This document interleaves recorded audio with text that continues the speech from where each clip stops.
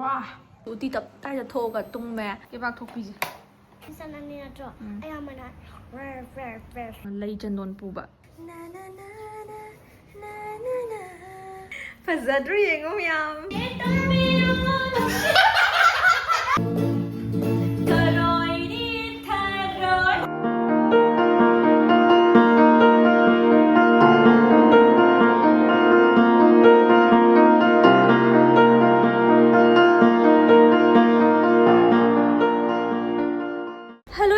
Channel mayami kok na kramjari ngasigi vlog sidi utti thonge aduga ka ho mangaure umur ama melani aduga kai Shak ariba makolani nam bucharakke mukbang na tawjage utti jada ko ire bako ulake akhoi pa thongamba utti hagi mana thongbire ba khoi masma khod yadamina mana na ngasi jakhum bai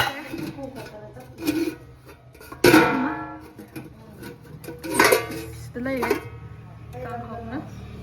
ma'am horan how in the I chak sa layer I give it I sing to pubiro but I jagi roy more you can address in the story ma'am I'm how in the rag I turning well lawyer I thought when I video jagi roy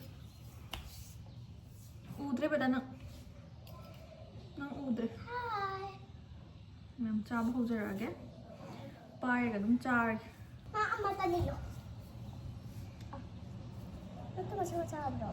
As tumili ilodi tumina chap. Ay muro pai doin. Ma'am han ba cha khamsi chin nong ma'am na. Ay mung cha ga.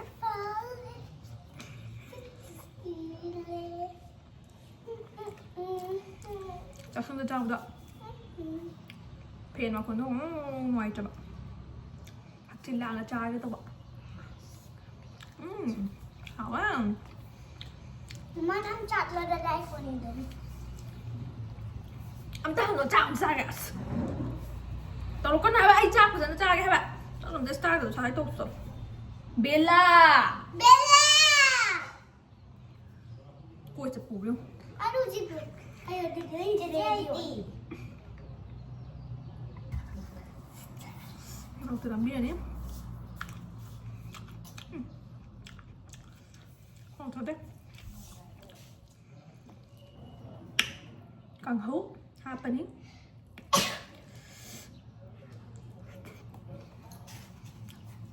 trong cái này không trong đây không chịu khỏe không nhưng không không hẹn ở tầng ai đây bạn Abenao sẽ mà than đau đây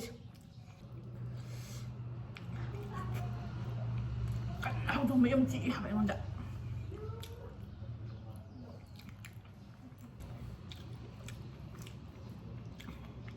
là sạc khoăm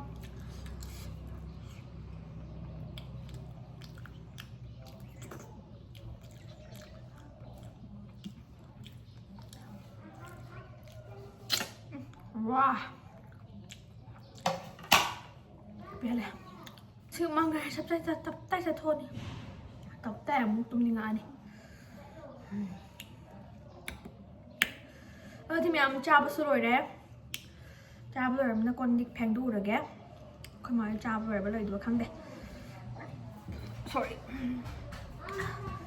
thì mình đâu mà khá ta ra ghé ma'am hojik ani se larik tak pane bako nungdi na isu utti TouthokA tungme adu asik se muk nungdaram haji chak tolok pe timing se sanwai tabim to e bako no sia pick to do oning ma thuk raw yung taw lai bako mama baby du ma'am ani se larik to ramine ulak ke moi larik khutaw lang he my mommy ulak ke ko sila lai re ke bak thok pi ji moi exam taw do re khun bi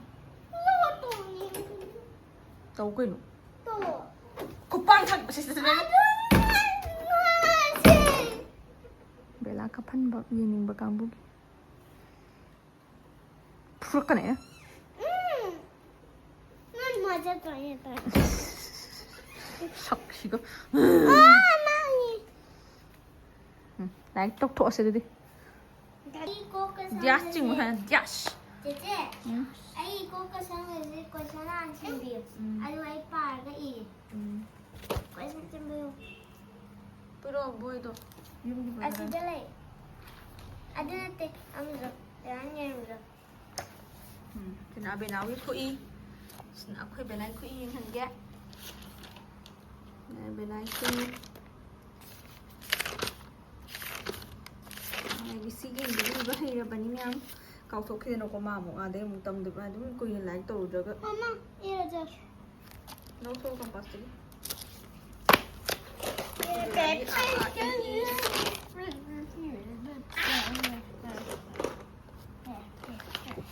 Lagi 1, 2, 3. Sibo you busy ka rin sibo. Nang ko kumain to din sibo. Mama, I still chalada. मैं वाली सनानी है जो मैं की वाली सनानी है जो मना Purok tama rin. Jadi ma'am, Abenao ko silang sindi. Before legend lekona sama ada ba sama ada ba sama inap jalan sunna before goal nada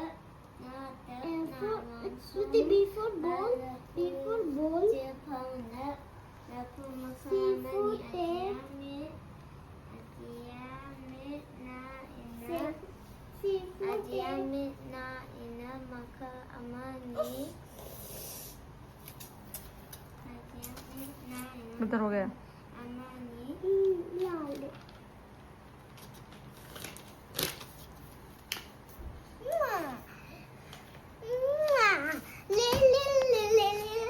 Like to para ako na sa kusay juga ino.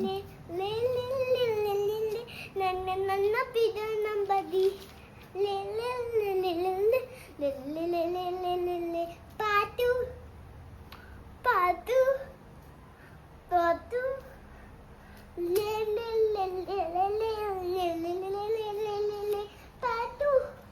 Giling dre. Patu. Iro. Oh, ini nak sono. Itu mau. Ito.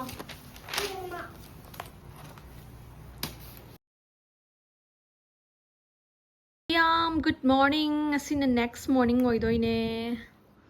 Ay sakti ularoy angawi mali akoy Abenao se. Ngasi se kana chatoy bako. Lai chandon puba.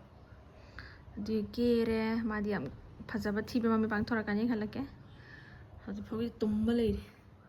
Hey, pang thoge. Pang to kilo na. Pang to inge. Tapna pang to tapna pang to. No petoro. No petoro.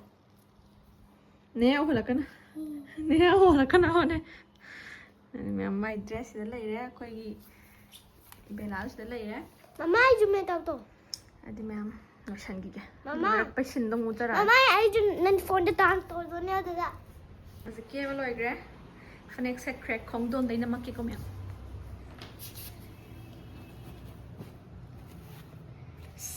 Leima ki tingkina na na na na na na na na na ungo na la la la na na na na na na na chan 우리 쓰러 우시디 허이 쓰러 빵토 너 패떠라 비누 어디니 만만 되는 không tung ra luôn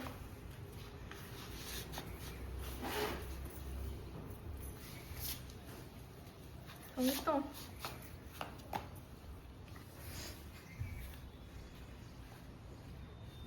mà là mấy chị ông không đúng tôi là hai chị đã mẹ ai phải giờ bố không Hai chị sẽ ra nam ai phải ra bo. comment hay biết không đúng dân lên không khác lạ anh ăn bao giờ không được xin kia đâu cái khởi đầu dùng cái sòng nghĩ xin cho cái chia đi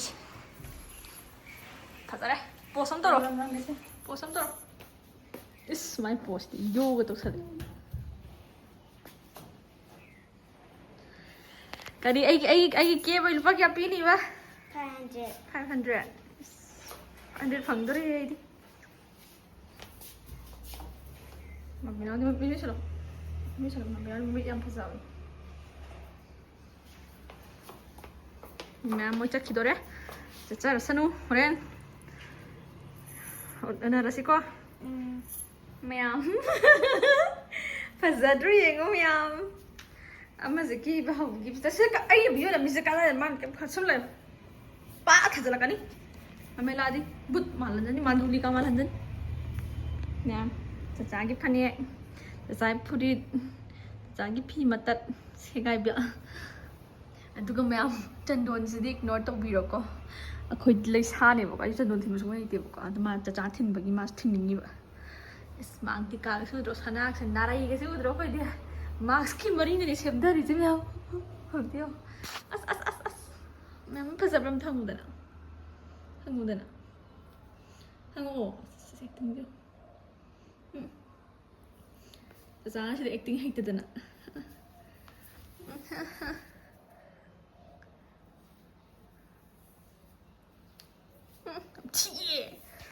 Yeah. Kém tàu riêng ở xí kia. Chẳng thì là bấy. Gì không như thế. Anh mẹ Reels mà chăm thăm cái gì mà số. Reels number loi re. Sana ka pop up cái lệ Reels number mà đi. Xem bi vậy chứ những cái system tiếng sửa thì cái camera mình phải sử dụng thằng ngộ. Nè, tụi mình lại bây giờ là bò. Bây giờ để test chưa? Mà gì mà sao nó không giờ. Sa bana su si dore ma'am. Xem cái wadi khá sa ro han. Chả gì bị chả đó. Se, ini ka camera na kai hai ning game thai ro. Nên cả cả nhà tìm hạ lên để. Kem hai ning dre. Eng mas tam ta, posam to ro. Sang brai mana gi ching hina. Na na na na. Hi de na.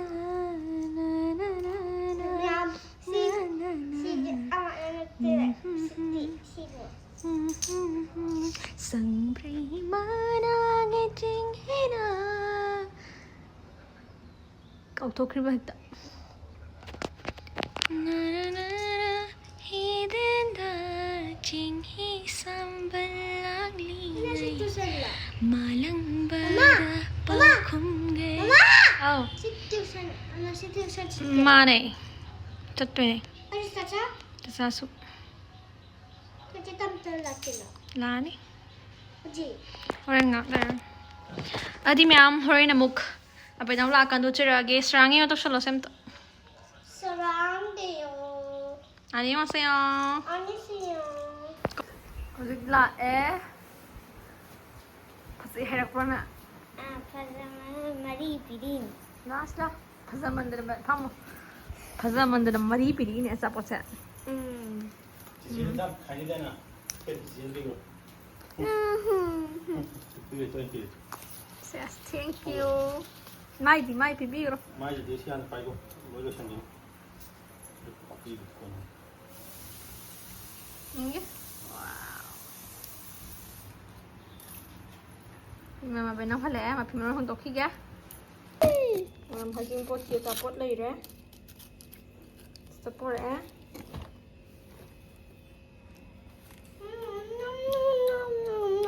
Nghe. Sao tôi cô khả bà hao ra.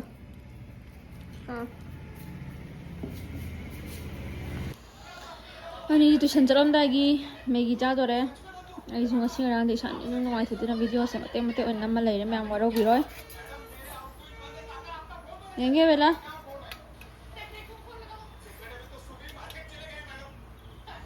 tuition charamdagi megi oina pizare hawra bela hoi tuition hale e tuition chat pa video gam tanam hawdre me am hanati isa se kai hongde khang khung nuang tabim kan tawri bako hauzik inau pa na isai sakse ye dugi ma guitar parga laigre adudi myam isai hauna ba tawrage ani june mai thokpa nei dus isai ek sak porok pa dron chen chen rak to ne myam adoi targa di isai sakna ba ready lairage myam adudi myam isai tamina la se adudi myam hauzik se sanwai te bako adoi inau pa na isai sakse ma guitar khong ke ubra ai ubra adi myam ai khai bai din ate bako adom pamja bai ne thu ta wai ta da bai dum pakha sasalak ke myam sum nungai ne nungai la hair ta bi ro myam la bina sa bela ni se game sa ꯃꯥꯅ ꯍꯦꯟꯅ ꯍꯩꯈ꯭ꯔꯕꯅꯤ ꯏꯁꯩꯒ ꯇꯥꯗ ꯀꯨꯏꯔꯦꯗꯤ ꯆꯍꯤ ꯀꯌꯥꯅꯣꯝ ꯁꯨꯔꯦ ꯏꯁꯩ ꯇꯥꯗꯕ 1, 2, 3, start. 나보다 찔리고 성들이 나좀 농심은 숨감기니 렁텅렁 걸린다 나는 도이다 탐라바니 찐비로 나좀 더 나만나 깜짝아 민봉코 딩리나기 타월만에 가는 게 땀비로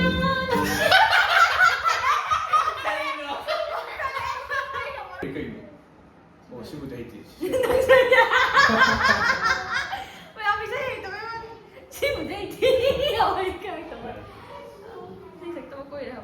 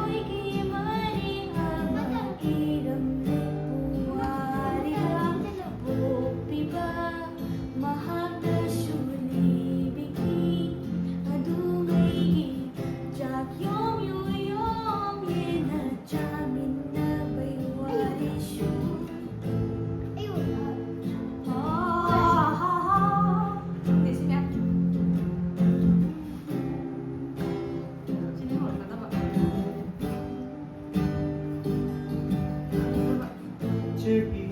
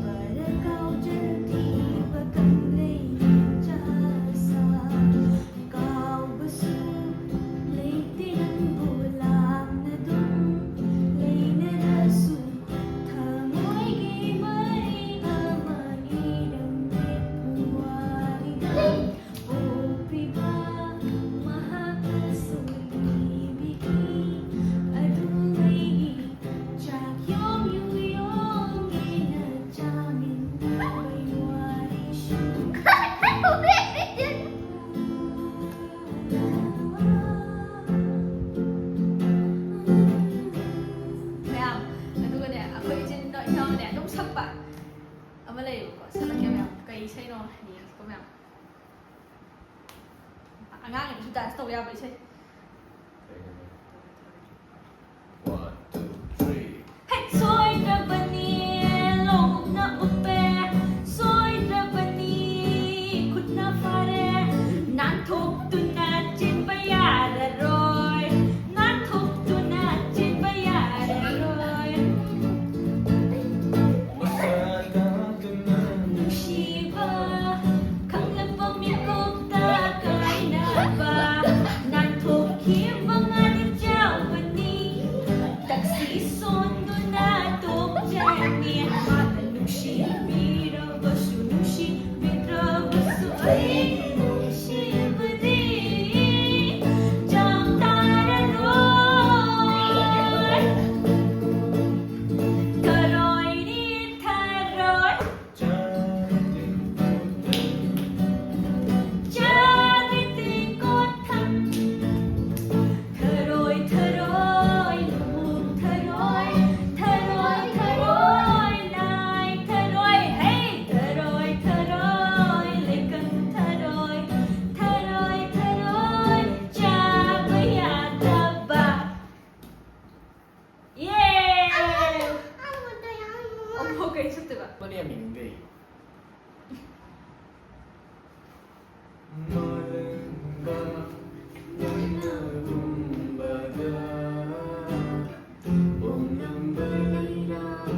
Shak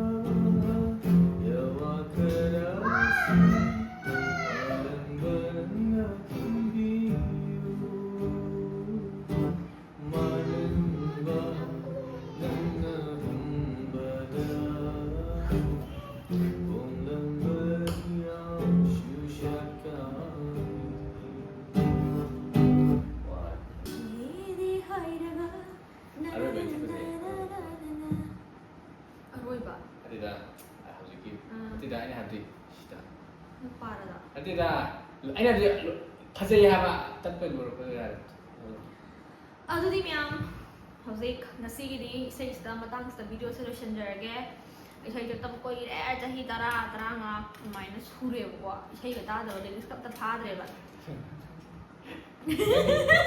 ꯅꯪꯒꯤ ꯆꯍꯤꯗ 10 ꯍꯥꯏꯗꯣꯛꯄꯗ ꯕꯦꯅꯥ ꯑꯗꯨꯃꯥꯏꯅ ꯑꯣꯏꯔꯤꯅ ꯆꯍꯤ 7-9 ꯁꯨꯔꯦꯕꯀꯣ ꯏꯁꯩ ꯇꯥꯗꯕ ꯑꯗꯨꯃꯥꯏꯅ ꯍꯥꯏꯔꯗꯤ 9-10 ꯁꯨꯔꯝꯃꯗ꯭ꯔꯥ ꯏꯁꯩꯒ ꯑꯝꯇ ꯐꯥꯗ꯭ꯔꯦꯕꯀꯣ ꯑꯗꯨꯒ ꯑꯟꯇ꯭ꯔꯥꯒꯁꯦ ꯀꯔꯤ ꯃꯊꯣꯡ ꯃꯔꯝꯗ ꯈꯪꯗ꯭ꯔꯦꯕ ꯃꯗꯨ ꯃꯌꯥꯝ ꯅꯨꯡꯉꯥꯏꯕꯤꯒꯦꯔꯥ ꯅꯨꯡꯉꯥꯏꯕꯤꯔꯣꯏꯔꯥ ꯑꯩꯒꯤ ꯚꯤꯗꯤꯑꯣꯁꯤꯕꯨ ꯅꯨꯡꯉꯥꯏ ꯍꯥꯏꯔꯒ ꯌꯦꯡꯕꯤꯔꯣ ꯃꯌꯥꯝꯗꯨꯗꯤ ꯉꯁꯤꯒꯤꯗꯤ ꯏꯆꯤꯜ-ꯏꯅꯥꯎ ꯃꯌꯥꯝ ꯄꯨꯟꯅ ꯀꯣꯏꯒꯣꯛꯅꯣꯅ ꯈꯨꯔꯨꯝꯖꯔꯤ ꯃꯊꯪꯒꯤ ꯚꯤꯗꯤꯑꯣꯗ ꯑꯃꯨꯛ ꯊꯦꯡꯅꯁꯦ Thank you for watching my videos. Bye bye. ꯃꯊꯪꯒꯤ ꯚꯤꯗꯤꯑꯣꯗ ꯊꯦꯡꯅꯁꯦ